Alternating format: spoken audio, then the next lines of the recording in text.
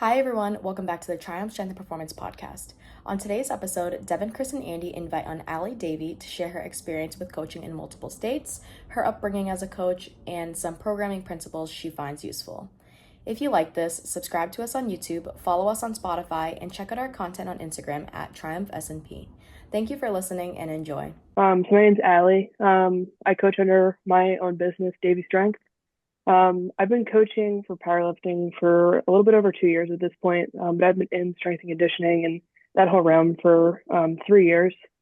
Um, I'm dually based in New Jersey and Michigan, but if anybody listening is familiar with me, you're more than likely familiar with my work in Michigan.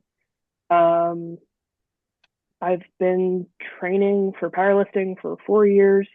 I've done some pretty fun stuff with that, few national records, stuff like that. But a lot of my coaching also has been brought up through founding the powerlifting club at Michigan State. So that was a majority of my come up as a coach and as an athlete as well, building that community in East Lansing for Michigan State powerlifting. Did you coach a lot of students at Michigan State? Yeah. So initially, when I first, everybody does the first like, hey, like I'm coaching for free. If anybody wants to take me up on this, it was all like a ton of Michigan State students. Yes. Are you currently a student? I know I just graduated Nice. What did you study? kinesiology. Nice. Yeah. Do you do anything in person or is it all online? Like, did you start in person or was it really just kind of like started growing through social media, did the whole charging for free and whatnot? Yeah, so I actually started in strength and conditioning. So my initial start was in the weight room with the Olympic sports at Michigan State. I worked with volleyball, wrestling, rowing, primarily among every other sport. I was there for a year, and that kind of got me interested in powerlifting coaching. And interestingly enough, I was interning with Matt Fodrell. We were both Nice. interns at MSU at the same time, and he was kind of getting into the sphere, and I was kind of like, uh, I kind of want to do that too, right? I liked the in-person stuff, but I didn't really necessarily understand the conditioning part of strength and conditioning. I really understood the strength part, and I was obviously competing in everything myself. So did strength and conditioning for like 2 years. I worked at Michigan State. I worked at Princeton, back home. And then eventually my coach at the time, I had reached out to him and I was like, hey, I think I'm interested in doing this. He kind of mentored me. And then I was doing kind of like an internship type thing through him with a few clients. And then I've also done some personal training and stuff on the side, but primarily strength and conditioning into powerlifting coaching. So what does that look like for you right now? Like, are you doing things full time? Do you have like a full roster? What do you where are you trying to take this in the short term? Yeah, right now I'm like halfway to where I want to be, which is perfect. If it scaled any faster, I think I'd be super overwhelmed. Um, Long term, I'd like to go full time, but right now I'm just kind of in a building stage, um, working some like front desk stuff back at Princeton, and being able to put my all into coaching right now. Even with my not full time roster right now, I'm still able to give a ton of time to it because I just graduated and I'm privileged enough to be able to be at home right now, not having to worry about rent and everything. So kind of taking advantage of that right now. Nice. Cool. So how did you get? So you said like you kind of like got met. So you got mentored by Matt, and you got or So you're not Matt. You interned yeah, with him. Sorry. yeah. We were kind of interning at the same time, and then he decided to leave the internship and start powerlifting coaching. And then I would just kind of like we didn't necessarily like work together on a lot of powerlifting stuff. We just kind of like talked about it because we were friends in school. Oh, okay. For some reason, I thought you got like mentored by him or something, but you got mentored by your current coach. My previous coach, Oh, yeah, previous coach. Okay. yeah, yeah. Okay. How When did? Go go ahead. ahead. You go. So you were a kinesiology major, right? Mhm. Were you planning on going into PT with that, or are you just trying to go into like what was the goal with that major? Yeah, initially, I wanted to do PT, but then they were like, "You're gonna need 2 more years, and then you're gonna also need like to go to PT school." And I was just like not trying to do that. Yeah. So then I wanted to do strength and conditioning, but then they were like, "Again, you're gonna need like 2 more years of school, because you need a master's." And then um, I just am planning to do powerlifting and whatever I can do, personal training, and whatever I can do with my major now. I think there's so many people that went on that same track, myself included. Like I was an exercise science major, planning on going into PT. Was like, maybe 60% through my bachelor's, and so I was working at a PT clinic. I was like, man, this is I just don't want to be a physical therapist. Don't want to go to grad school and um, you know, make like 65 out of my graduate degree and have to work in a PT clinic. I know Andy, same thing, right? Yeah, it was like it's funny because like our professors at like Merrimack when I was in school, they memed about it our freshman year. They're like, oh, like 90% of you who say that you want to go to PT school probably aren't going to go to PT school. And I think they were right. Like looking at people on like LinkedIn and stuff like that a couple of years later, like I think I know one or two people in like my graduating class that I kept up with who are like actual PTs at this point. But yeah, I went through the exact same route of I went through school, thought I wanted to do PT, tried PT, didn't like it, went into strength and conditioning, was like, oh, this is pretty cool. But I didn't really, for me personally, it was more so a situation of I couldn't like connect with a lot of the athletes that I was coaching at the time just because of I didn't really enjoy their sport or kind of have passion in their sport. Like I'm not someone who like cares that much about like football or basketball or baseball. And the place that I was at was like primarily baseball. So there was just a bit of a disconnect for me working with some of those athletes. Whereas like with powerlifting, it's a lot easier to be engaged with the people because you're passionate about the sport yourself. So Yeah, that was kind of the rub with strength and conditioning for me too, because they ask a lot of the coaches that work there. Obviously, it's very intense. It's athletics, especially. I was working Division 1, but I just didn't feel the same draw towards it because again, I didn't care about rowing because I didn't understand it. yeah, And I understand sports and I understand competing and everything, but it's just so different when they're all coming in as teams and they're running in and they're all like hyped to be there. And I'm just like, I literally know nothing about rowing. And I'm like trying to get them to like love the weight room because I love the weight room. And then a lot of the time they just like hate the weight room too, which is, it's fine. Like I understand they love their sport, but it was just, again, that disconnect. It's hard to relate sometimes. yeah. Devin, didn't you row? I did row. I rowed Love for that question. I think it was like a little over 2 years, maybe around 2 years. Dude, that was the hardest thing I've ever done. Easily Yeah. like so much more physically taxing than any other sport I've played. And I played like five sports in my entire life, if you count powerlifting. But yeah, dude, that shit was so hard. Like people would be puking every day not every day, but like frequently at practice, like vomit, passing out. It was crazy. Yeah, the rowers at Michigan State, it was an all girls team and they were awesome. But they were like they work so hard. Like it's one of those teams where they come in and they're just like, "What? How are you benching 200 pounds when you've like never benched before?" It's just crazy. They're just like it demands so much rowing that it's just the carryover. It's just crazy. I think we kind of skipped over this, but how did you find one, just like the gym in general, and then transition into powerlifting? Yeah.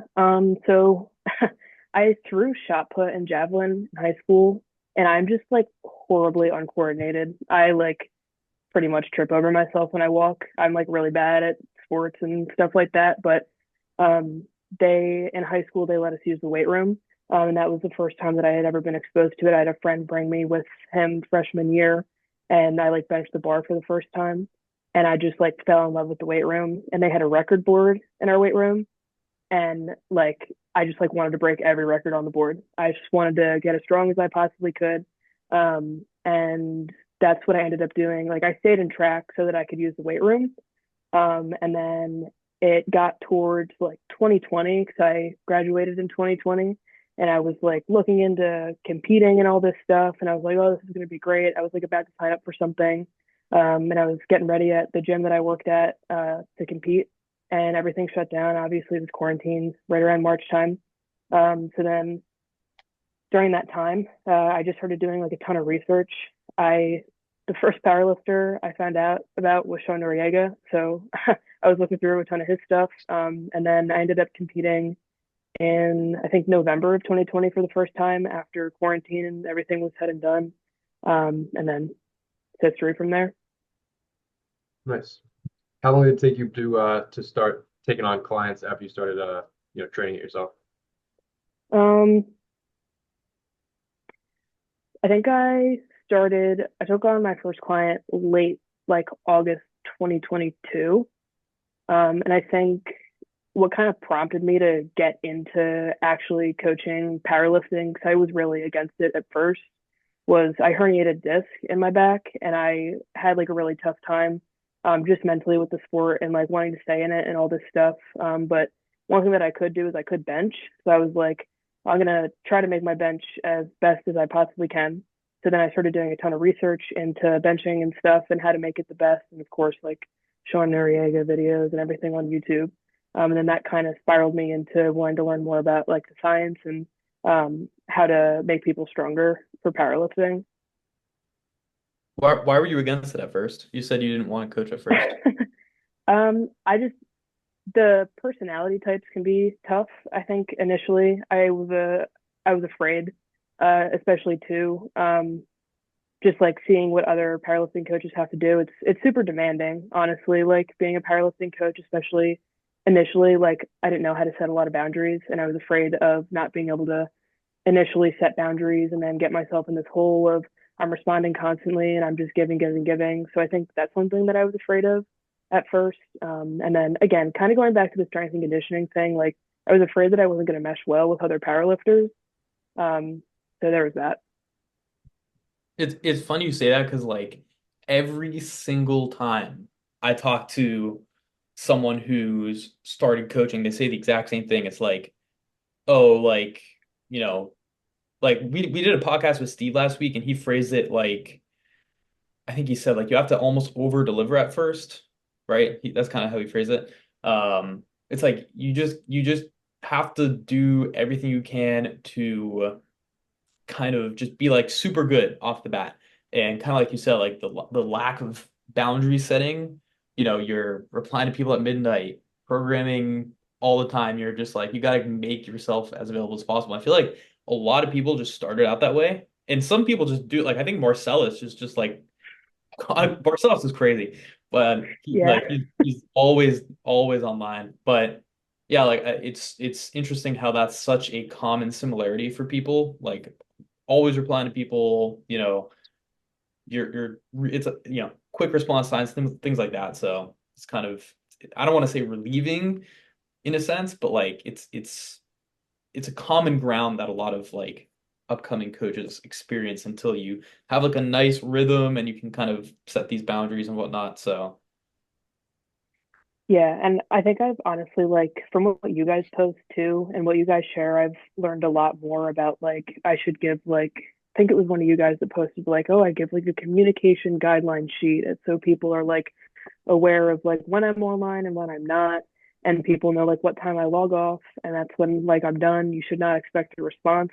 But over time, like it definitely does get easier, but I think that's why a lot of people will be like, I want to be a powerlifting coach, and then they start doing it, and then they just get so burned out from it because it is like, I mean, there's no like shift work, right? Like it's like you get to make your own shifts, you get to do this, but there's never like there's no end on the work. It's not like you like go and you're like a nurse or something and you work 7 to 7 and then you have your like 2 days off or whatever. No matter how many times you respond to somebody, they're always going to text back. So even if you complete all this work and you clear your messages, you're still going to have something left. So I've learned it's for myself at least to view it as shift work of, okay, well, I worked my 5 hours or 6 hours or something today. I'm good. Like, and learning how to be satisfied with that and completing what I need to complete throughout the day has been helpful. Yeah, it can be really hard to set those lines, especially like at the beginning when you need clients, you have no roster, no credibility to actually like have people inquire to you. So you have to be on it all the time just to have make sure everyone's happy with your service. and then you're at a spot where you're comfortable with your roster and you need to like actually dial in your like you said your shifts. And it feels weird having a time where you like you put your phone down, you're like, all right, I'm not going to respond to anyone now because it feels Yeah, like you need to constantly be on. But you need to be able to do that or else you're just going to burn out, like you said. yeah, Um, but I guess that's a good transition into we usually like to ask everyone just like about your communication system in general, because everyone does it a little bit differently, and it's I don't know, interesting to hear how people run their communication systems with their clients. So like, are you like 7 days a week, or do you do like only on weekdays, or how do you run your communication system with your roster? yeah. So I'm a 24-hour communication, Monday through Friday, and then on the weekends it's usually more so 48, just considering meets and everything going on. But right now, I'm typically working 7 days a week. I've been trying to figure out how I can parse things and get a day off in there, but that's where I'm at right now, Yeah, that one day off would be nice at some point. for sure. What I'm do you not do? What do you do for like feedback? Do you have any kind of do you like require feedback from people? Do you do like a weekly check? And are you more of like a weekly style person, or how do you have things oriented around feedback in general, or no? Yeah. So when somebody sends me a video, I require that they say like they tell me what it is, what the rep is, what the RP is. So if it's like a hundred for 6 reps at whatever RP they rate it. And then obviously I ask that they give me like how it felt, how everything's going, etc. And then in addition to that, I also picked this up recently from Rob from Escalate Training, and also kind of you guys as well.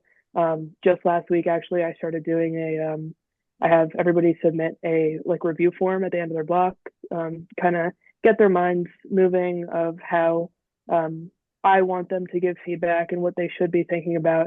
And then I send them a video at the beginning of the block um, about like what my plans are, what I want them to do, and so that we can kind of get on the same page together. Initially, I didn't think that I should do it because I update programs weekly, but still, I mean, I think it remains the same either way because when you get the first week of a block, there's going to be changes and everything, and I still have everything in my mind for what's going to happen in the block, and that's all planned ahead anyway, even if it's not all 4 or 5 weeks at the same time. I think a big difference, well, I don't even know if it is a big difference, but a difference that there's between coaches is like the block to block versus week to week programming. So I do block to block. I think Devin and Andy, for the most part, you guys do block to block. Yeah. What benefits do you see of like programming week at a time instead of block at a time? For sure. I've just always done it that way. And I've definitely seen the benefit of doing the full block. But I like to be able to be more involved in people's training and check in on them more in depth week to week and kind of gauge how they're feeling. I also work with a lot of people who have a lot of stuff going on, college students, parents, different demographics that wouldn't necessarily be able to be given a block and everything goes exactly how I'd want it to. And I acknowledge that when people do a full block at a time, they're still obviously making tweaks and changes over time. But I think, especially since I've only been coaching for a little bit over 2 years, it really helps me even learn more about how to program. And I think over time, I might switch over to the full block. But I think right now it's even better for me to learn when I do weekly and I'm able to be more engaged with their training. Yeah. Yeah. For me, I think it's just like a workflow thing. I think it's just easier for me to conceptualize. But yeah, I think just both people have merits. I used to I go ahead, go Andy. ahead, Dylan. I'm probably gonna say something similar that you did. Or Where I was gonna say that like I used to do the exact same thing where it was kind of like I would program weekly.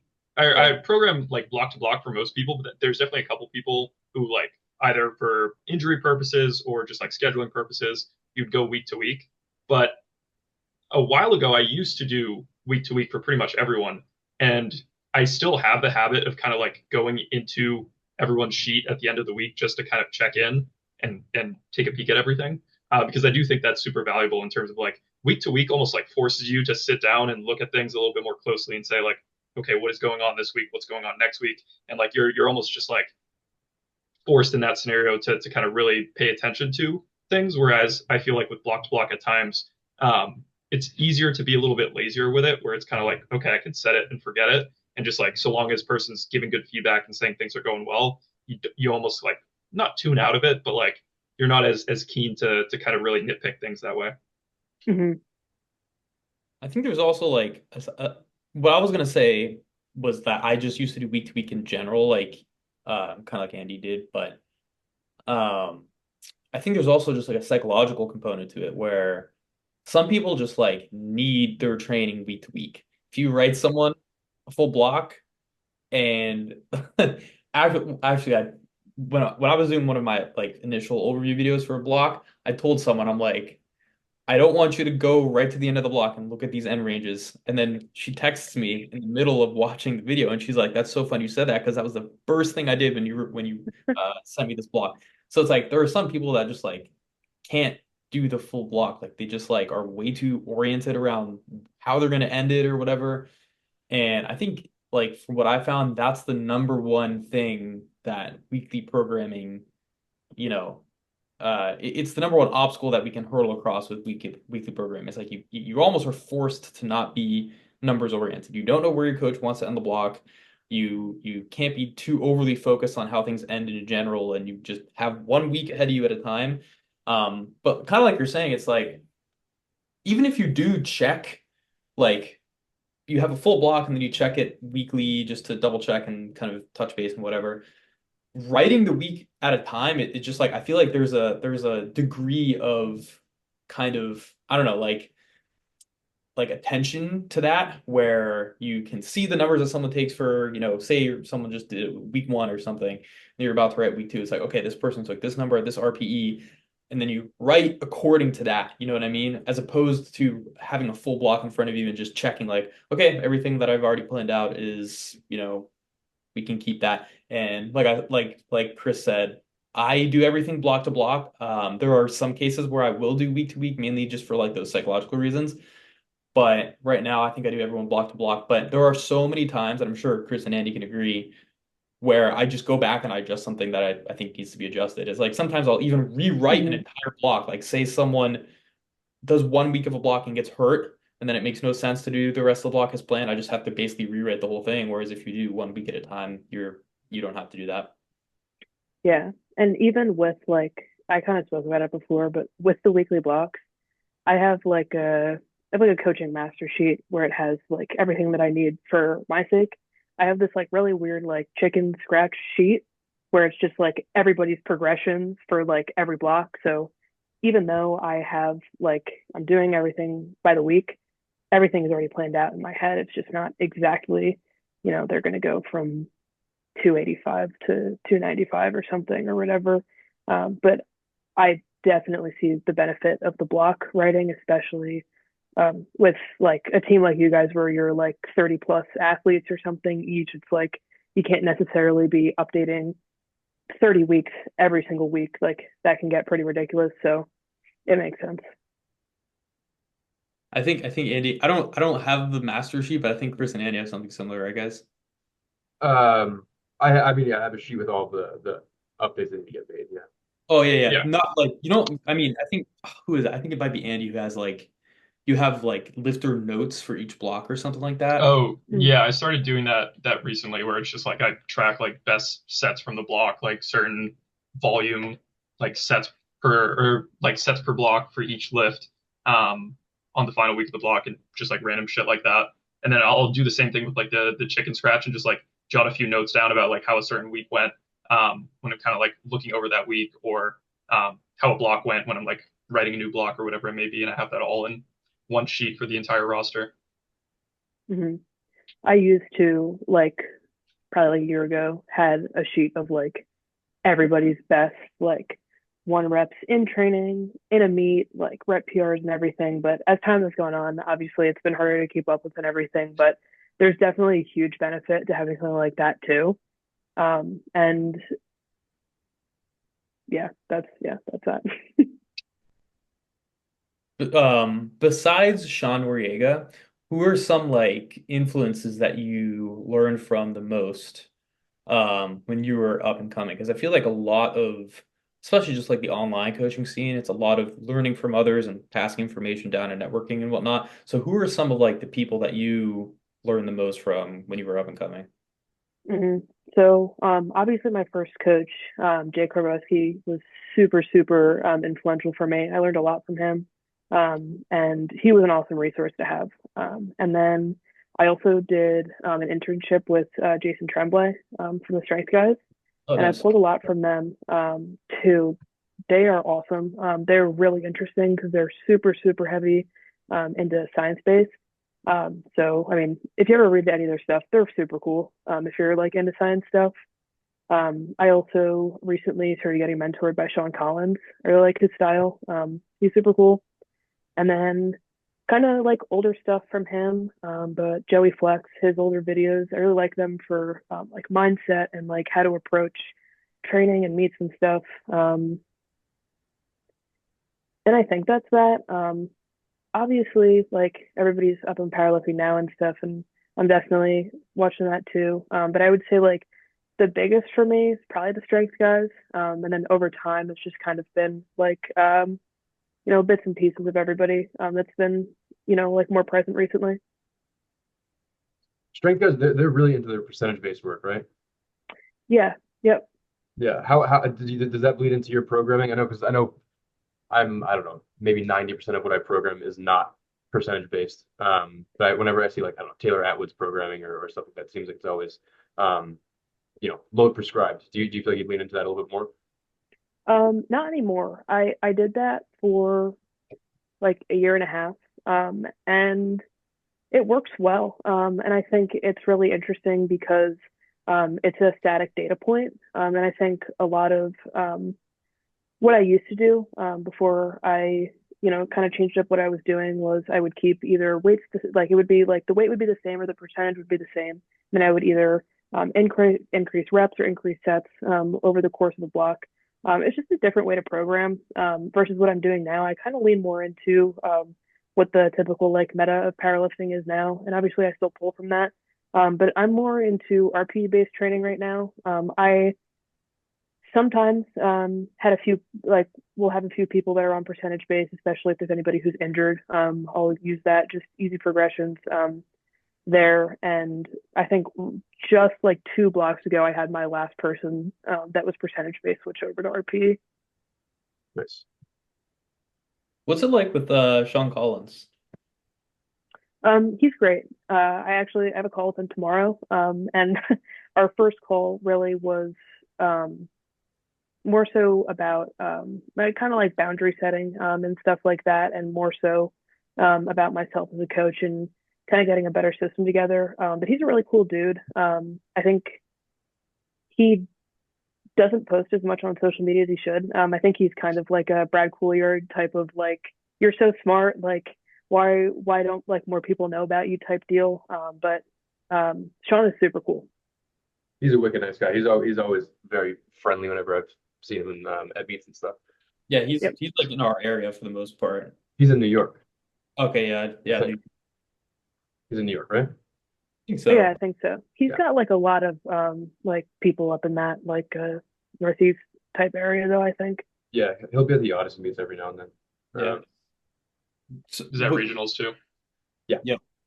What does that look like with like how does the mentorship work? Do you guys you said it was recent, so I don't know if you kind of caught the gist on it yet, but like do you have a routine call with him or do you have like a kind of like a checklist of things that you're going to talk about week to week or month to month or whatever? How long is it even? Like is it a permanent thing or no? It's kind of just like there's like no end date on it. I kind of just I was struggling a lot with like boundaries and stuff, and we talked about it like 10 times already. But so I reached out to him because he does a mentorship program, and it's pretty much just an hour long call. There's no like you have to call with me once a week or this or that. So I called with him a little bit before Ronat, and then we're calling again this week. It's kind of just like a um, whatever he can do to help type thing, and it's not necessarily like there's a curriculum or anything, but kind of just like a ask me anything session almost. That's cool. Yeah, that is cool. I think Team Nori has some kind of mentorship available on their website too. Yeah, yeah, Like paper calls. Yeah. I've Um, always been interested on how those work. Like, I mean, you kind of answered it for the Sean Collins thing, but like, I feel like there's a lot of like, I don't really know of a handful of people who offer that. Like, I actually think Brad and Sean teamed up at one point for a mentorship program. yeah, Uh, like, I feel like they're not really as well known. Like, I feel like the only one I knew about for the most part was like the Team Nori one that they have on their website. yeah. And the strength guys kind of have something similar. They have like a mentorship program, but that's a curriculum. So not really like one-on-one, but that would be something if I was like a new coach that I would look towards because it's like literally like classes, like class-based things. Super cool. I think it's interesting too how willing some people are to just like you hit them up on Instagram, you're like, hey, you want to hop on a call and like talk about stuff? And they were like, sure. Yep. We did that with John Song, me and one of the I don't know if you know Alex Tran, PL. Yeah, like we hopped on a call together and we hit up John and was like, hey, you want to help us, figure something out that we're doing for an info post? And he was like, yeah, sure. And we just talked for like an hour, just asking questions, and it was super insightful. One for the info post, but two just for like general picking his brain on just like random things that you'd pick up on and be like, oh, I didn't think of that way. And it's completely for free too. yeah, Yeah. they're just people. Just Yeah, Yeah. you just they might talk. say yes. Um, Go ahead. I was gonna say I feel like that's a good segue into just like networking and stuff like that. How have you felt like you've kind of grown within your scene? Because you're kind of in two different places at once, in New Jersey and Michigan, and kind of like Andy said, like you can just most people was like you just can just talk to. But how have you kind of grown in that sense, like networking wise? Because we know you from Instagram, obviously. Mhm. So what have you done to like grow and expand in that sense in terms of just like getting to know more people in the scene? Yeah. So like MSUPO was like probably the biggest thing for me. And networking with, I don't want to say it was necessarily like networking, but just knowing a lot of powerlifters from Michigan State was super helpful because one, like it helped me get a lot of clients, obviously, but also like I had friends that were already powerlifters and they had coaches. So then it kind of bridges the gap when you are at a meet to be like, oh, hey, you coach this person, like, and then you're able to open up that conversation. But MSUPL, for the fact that I would also be going to meets and helping out, and then the conversation kind of just naturally starts at meets like that, especially in Michigan. I know we said that we were going to kind of talk about the local scene and stuff. The local scene is like super tight knit in Michigan, and it's very welcoming. I think that it's a great place for beginners. It's also a great place if you're, you know, a pro or whatever. But I think it's really good for networking there because all of like the main coaches or something, that are out there are super friendly and willing to talk. And then in terms of otherwise, I used to post a bit on TikTok, and I've gotten some people from TikTok, but I've kind of strayed away from that recently. And then a lot of other networking and stuff has been people that I've known in the past. Like one of my current clients is somebody that was a personal trainer at like the first gym that I worked at. And then that's kind of how I've built in New Jersey is just kind of like pulling on what I had before I moved to school 4 years ago, and just keeping doors open. My mom always says like you're always interviewing for your next position, so just I always try to keep doors open, and try to create good conversations wherever I'm going. It's almost like you have double the amount of exposure because you're kind of going in two different places, um, Yeah, which is cool. Like I feel like I know Steve's big on the whole local scene thing, but like you have two local scenes to tackle, which is cool. yeah. It Helps. can be difficult at times, because my pull is mostly in Michigan right now, which I'm totally fine with. So sometimes it can be difficult to be on the East Coast, just because I can't physically be on the East Coast most of the time. But sometimes I'll spawn in for a meet, and be out there. But it is really interesting. I think about it a lot that I do have the opportunity to be in two different states. It's it's weird, but it's cool. I'm definitely privileged to have that kind of back and forth there.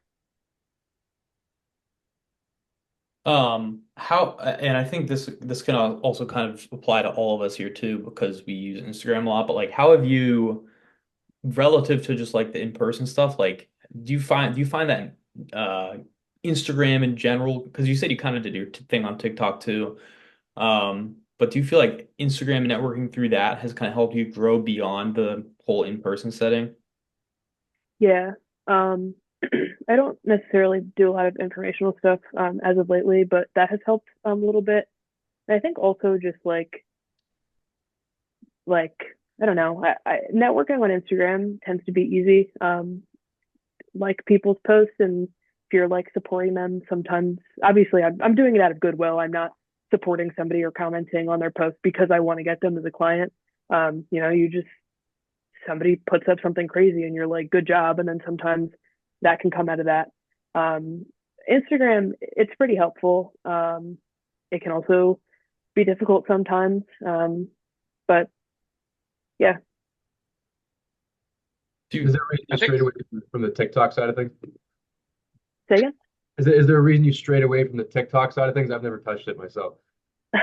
um, if you want to get clients fast, go on TikTok. That's If what I've you heard. also want to not sustain that client base, then keep going on TikTok. Yeah. I've had like two like really good clients come from TikTok, or maybe three or something, that were just like really amazing clients, and they've stuck with me and everything. So there's for sure diamonds in the rough, but people will reach out and they'll do like a month or two or something, and they're just like it's just yeah, you're not really pulling from a great bunch on TikTok sometimes. That makes sense. I think just with like what the app is. It was like, I mean, it's younger people, right? Yeah, I think it's just like the short attention span type thing. Because you see Yeah, something and you're just like, oh my gosh, I want it, and then you do it, and you're like, I don't want it anymore, and then yeah, yeah, I yeah, feel like powerlifting is just on Instagram too. Like the yeah, the the entire scene is so like centered around Instagram. Like any other app that you go to, um, I feel like they're not going to be as invested into it just because it's like if you're a true powerlifter who's committed to the sport, like you're going to be on Instagram most flying likely. on Instagram. for Yep. sure. Yeah. what kind of stuff would you like? What would you do on TikTok? Was it different? Like, was it that more of like a you post liquid videos kind of thing, or like how do you get like the informational stuff on TikTok? Because I personally don't have TikTok, so I don't even know what it is like. Like I know the app obviously, but like, would that be informational stuff or no? Yeah, honestly, like I gained like 4,000 followers just based off of like, I mean, you guys probably have seen me squat before. It's not very pretty, and it used to be a lot less pretty. And people would just get so mad. They'd be like, "You're gonna like implode, like you don't under like," and they'd be so mad. And then I would stitch the video that they would respond to me with, or that I would stitch the comment, and then I'd come back at them and I'd be like, "Whoa, no, like this," and I would explain why, and then they just keep getting mad, and then I would just keep going back at it. Yeah. Nice. So it was fun, and it was like a thing where my coach, my previous coach at the time, was also doing it with me. It was funny, but I also like another portion of me being on TikTok was me talking a lot about my back injury, and a lot of people kind of latched onto that because it.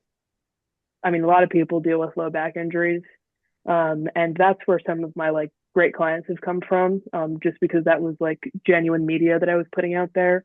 But then I did try to put some informational stuff out there. It just didn't click. I know that some of I think it's Blueprint or something, Draft, he Mhm. does a super good job on TikTok. I just don't have the mind to be like adding like the bell chime like emote into the video and like stuff like that. But It you seems can, very you, high effort, that stuff. The like the actual editing of the post. I would, yeah, I wouldn't be very good at that. yeah, Yeah. yeah, I'm more just put blank put text on a blank slide, and then that's the post. Yeah. And also like that's just not me. And I don't want to attract a client or any clientele base that doesn't vibe or mesh well with me. So I'm not going to try to put anything out there that isn't authentic to me because then I'm going to get somebody who, again, doesn't mesh well with me, and then it's just going to be downhill from there. So who's your current coach? Yeah, Brandon Pappin, he's out of Happen. Michigan. Yeah, it's Momentum Powerlifting. Yep, I'm familiar with him. What's that been like? Like, how has he been influential to you as far as your growth as a coach and an athlete? I mean, he's obviously been, you know, significant in some regard, but like specifically, how has that pertained to you? I think that Brandon's a great coach. Brandon's a great guy. Love him. He has been very influential for me, understanding the new wave of programming. I think I definitely aired on like an older vibe of programming before, kind of more percentage based, more like pushing a bit more volume and not really looking at how you can do more with less type thing. And he's really kind of from just being programmed by him and everything. I've really understood why things are done now because I obviously myself have responded super well to it. And I also really respect Brendan for the fact that he has done super well at the local level, building up in Michigan, and then eventually building out of Michigan and then up at the national level. He's super good at bringing people from the local scene and then bringing them up to nationals and stuff. And he's just a nice dude too. So So I mean, this is probably an obvious answer, but you know him through Michigan and whatnot. I feel like did you meet him in person before? yeah, I had known him for like however long I had been in Michigan, but he handled me at CNATS 1 year, and then like 6 months or something later, I started getting coached by him. Cool. Um, cool. So somewhat kind of along the idea of Instagram, I think Chris, you wanted to delve into some info content, right? Oh yeah, well, I was reading your last info post, just to get into like the more technical actual coaching stuff about programming relative to timing into a meet, Mm-hmm. right? I just think that topic is interesting because like that whole concept is really old but has evolved a lot. Where it used to just be like,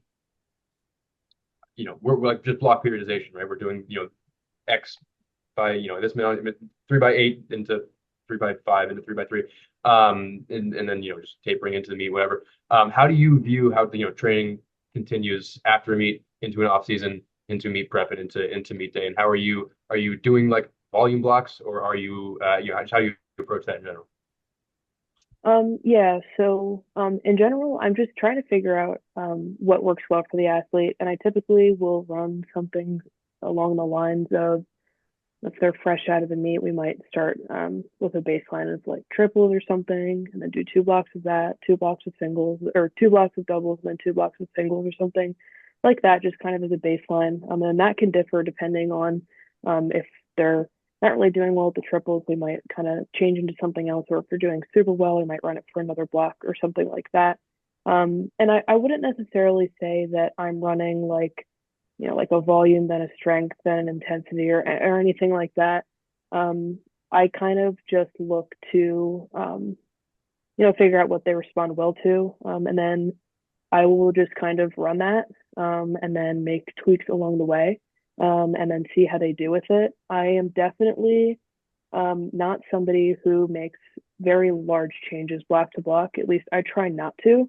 Um, and yeah. Like people will obviously, I always check in with people and I try to be like, you're responding super well with this. I am not necessarily looking to make a lot of changes. Are you okay with running this again, or is this something that you um, would feel burned out, or that you wouldn't feel comfortable like running again because we've just been running it too many times. I kind of picked that up from I think Kelly Mann in a podcast where she, said that after a meet, if training went well, that she won't make a lot of changes, but she always tries to check in with people, which I think is super important.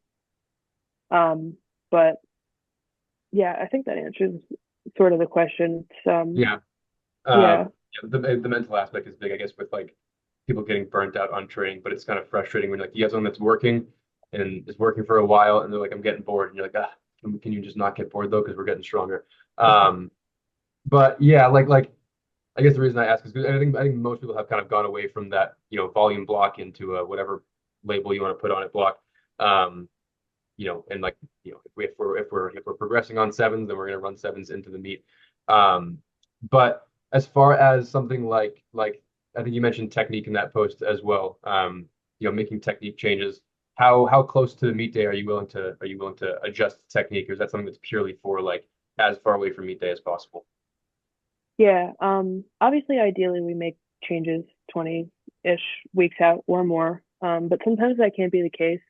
Recently, I just had somebody, I think it was 2 blocks ago, so around 15 or 12 weeks out or something, and we wanted to see how he would do sumo deadlifting, just because we had had an inkling for a while.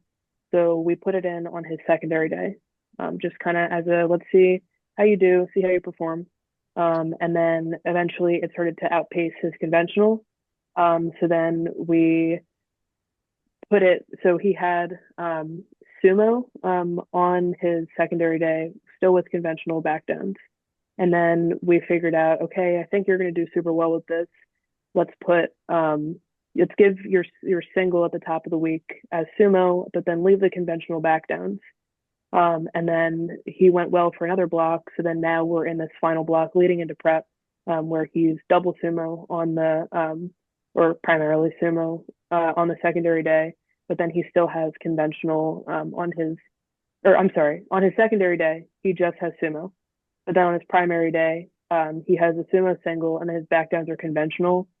Just because like I'm not trying to pull out everything all at the same time. I'm trying to just tweak a little bit. And also like his back downs necessarily on his primary day aren't gonna affect how his single feels like an entire week later. Exactly.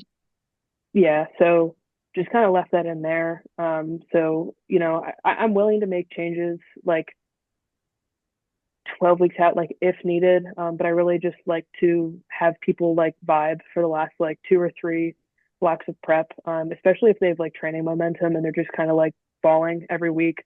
I'm not going to pull things out or change anything. But if they really need it, ideally 20, but like if it has to happen at like 16, it has to happen. Um, yeah, I mean, I've had cases where somebody literally just like could not deadlift anymore, and it was like a block out, and we're like, we just like need to switch you to sumo, and then she just like exploded. So I mean, you just gotta like if you're doing it 8 weeks out or whatever, you just have to be like super confident that that's it's gonna work. But if it's kind of like this, like I don't know, like I mean, I think you would do well with sumo, then you know probably wait until after the meet. Yeah, it's hard because it's scary to make those changes so close to a meet, but you also have to trust your system. Like I remember, I think I want to make sure I'm getting the case right, but I think it was Steve with Natalie Richards going into Worlds. I want to say hit like Oh yeah. the last block going into Worlds, he added a tertiary squat day. Like she was always squatting 2 times a week, and there were a block out from Worlds, and he's like, I think she needs a tertiary squat day, and then he added a tertiary squat day. I was like, if he's okay doing that with a world level athlete, making that big of a change that close to Worlds, then maybe I need to stack up a little bit and be able to make changes closer to midday. Just trust the data that you're getting. Yeah. And I mean, like, if somebody's like suffering like 8 weeks out, I'm not gonna like not change it for the fact that I'm like stubborn and I like don't want to change it that close to the meet. Like, you just, you gotta know your athlete, gotta do your job and make the right choices. Yeah. Yeah. I typically agree, and like I just conceptually I'm on the same page. Um, Personally, I've actually found myself like being a lot more willing to change more closer to a meet. For me, I would say like personally, like my cutoff is probably like the last two blocks going into a meet, keep everything the same. Like very rarely will I be touching anything the last two blocks. Um, a recent example for me was one of my guys who competed a few weeks ago.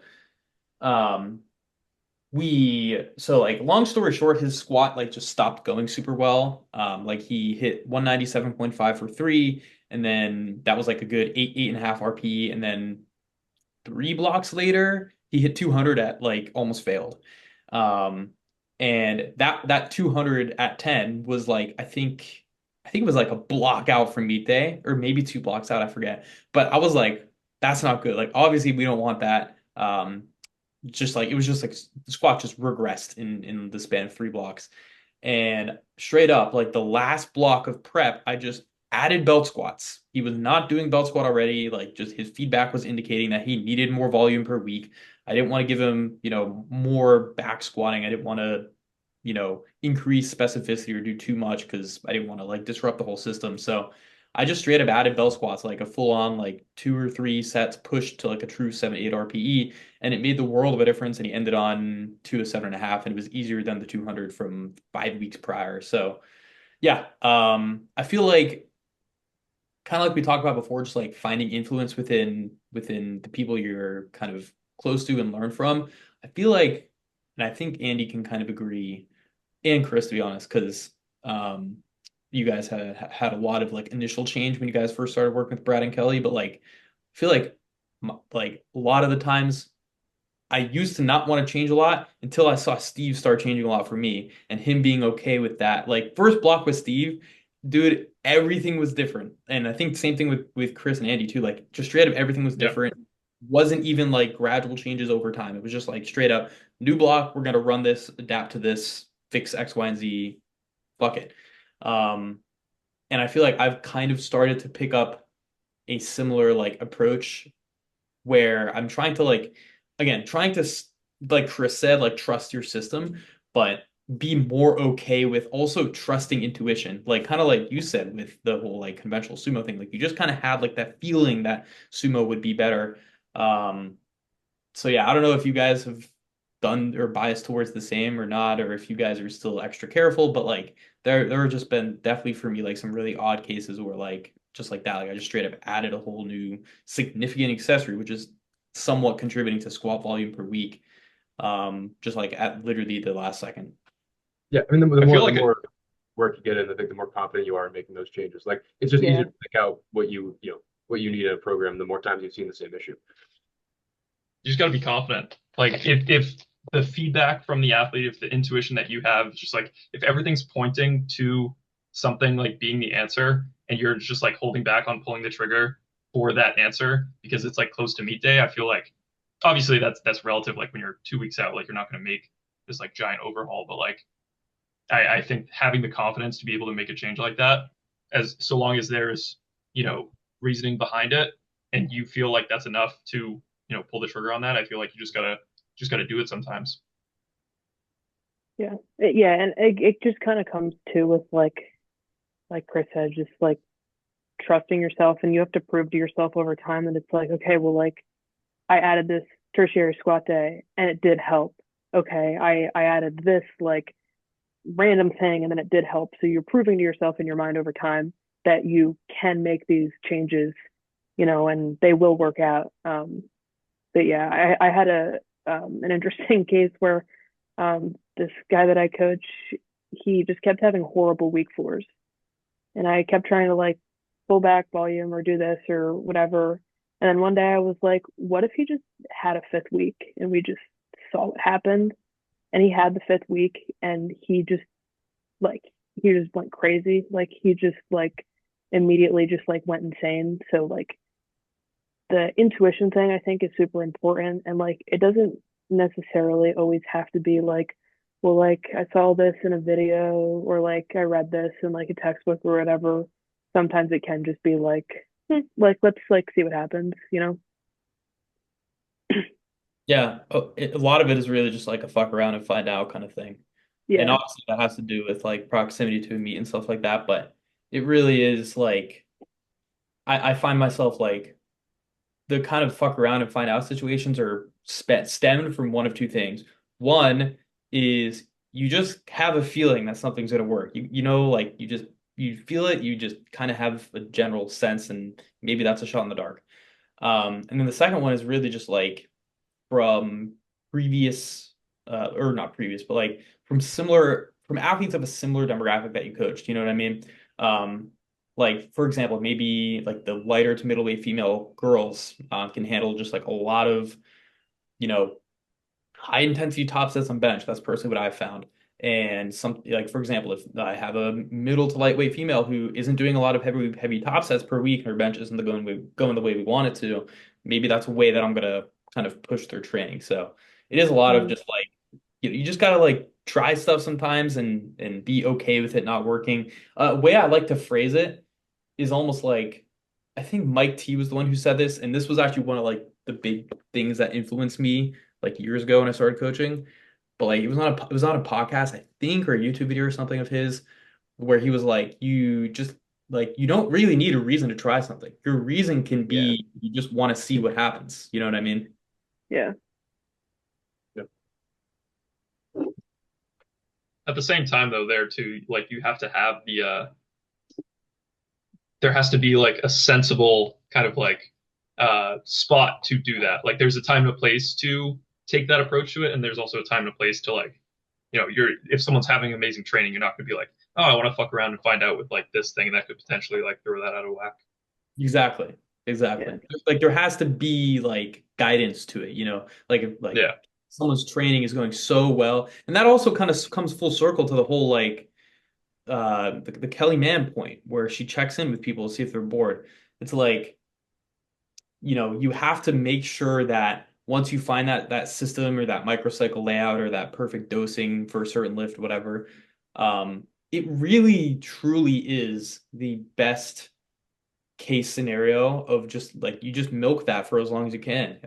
But sometimes it just sucks. It gets boring. Or for some people it's really hard. Like I have a couple people training 6 days a week, but like just with how the distribution per week is needed, it just like that's what works. So yeah, what 100%. I think it varies person to person too. So With like with running the same microcycle, over and over again, I've had a few cases where eventually like it does stop working. I was kind of curious if you guys had any like have you ever had any like signs or anything that something was like about to stop working? Because I think over time I've started to notice that um I'm getting better signs that like, this like layout is about to stop working. Like I need to start adjusting things. But I was curious if you guys had any like cases like that before.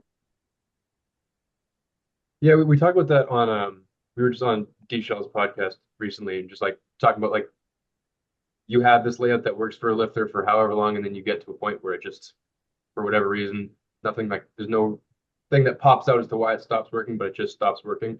Um, I think ideally it's a case of the lifter has just become less sensitive to that stimulus, and you need to add workload. But a lot of times, honestly, lifters needs just they just change. You get to a point where they've just changed as a lifter. Maybe they've become more efficient, or they become whatever. Then you just need to kind of restart and reevaluate where you need to go. But I don't know. Usually you want to try to run it as long as you can, and just wait till that point where they stop responding. And when you get to that stop point where they stop responding, it's just time to reevaluate. I don't know about like warning signs that it's going to happen soon, but it's kind of just seeing that trend and then that progress start to slow down, and then just you know going through I your process again. I I think Brad talked about this a little bit on the podcast we did with him too, where he was like, sometimes you just get that like feeling that whether that's like bar speed or just generally how someone is like looking throughout their lift, you're just like, this doesn't look as like good as it did the past two blocks or whatever it may be. And you just get this like gut feeling that like, I don't think this is gonna work if I run this again. And then sometimes you lean into that in the sense of like, okay, let's maybe add a little bit more. Let's do this tweak for the final week of the block, whatever it may be, to try and fix that. and then sometimes you just don't do anything, and then you end up finding out as a result. But I think bar speed is definitely one of those indicators where it's like if you're Hmm. doing something that is like your golden micro, and you're starting to slowly see bar speeds at weights that like shouldn't be slowing down, slow down. I think that's typically a good indicator that you might be starting to kind of either build up a little bit too much fatigue or you're just starting to sputter out a little bit. Yeah, similar to that, also just like comparing certain sets during certain times of a certain block with the exact same thing previously. Like, um, for example, maybe someone runs year-round singles on deadlift. Like you just keep a single in on deadlift, and maybe the first block of a post-meet macro cycle that, um, the end of the block pause deadlift single at 9 RPE was with like 170 kilos. And then, you know, a few blocks after that, you kind of repeat the same macro cycle and like 170 kilos, they failed it at the exact same point. You know what I mean? So it's like kind of comparing like macro to macro too. Um, something and this is a little bit off on a tangent, but like something I personally like to do is make sure that that you're not leaving any room for someone to sputter out in the first place. Like, obviously, progress is going to slow down. Things just stop working eventually. Like it happens, then you have to change stuff. But like what I mean by that is making sure you don't exhaust the system too early. Like examples are someone just constantly is hitting RP10s or fails at the end of every single block. It's like you're just overexhausting yourself.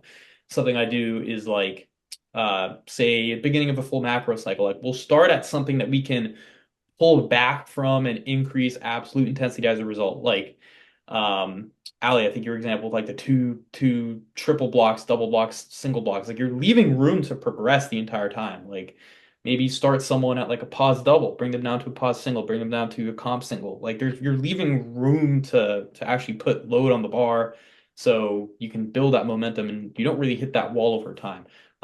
There's this girl I coach who we've been experimenting with year-round singles on squat, and we thought it was going well until it didn't. And after she competed in April, I was like, okay, you're competing next in November. I want to keep going along this theme of keeping some kind of single in on squat year-round. And it went okay for a block, but it's just like like again, we're gonna be changing this post meet. That's a different story, but like there wasn't enough room to travel from there. Sometimes for some people it can work, but like yeah, I think preventing the slowdown of progress is also something that's within our control to an extent too. For I sure. think the mental aspect of that is huge. Just if you have a single at the end of every single block, even if you're making the same amount of relative progress, it's like you're not going to add weight to the single every single time. Whereas if you're going triple, triple, double, double, single, single, you have 6 blocks to kind of add weight to that single at the end of it, to where you're not expecting a PR of some kind at the end of every single 4 weeks. I think the single is usually what people are a little bit more mentally attached to. So if making it a pause single, making it a double, or making it a triple, and then just stretching out the time to where you're actually pushing that top end single, can just extend the shelf life of that micro a lot longer.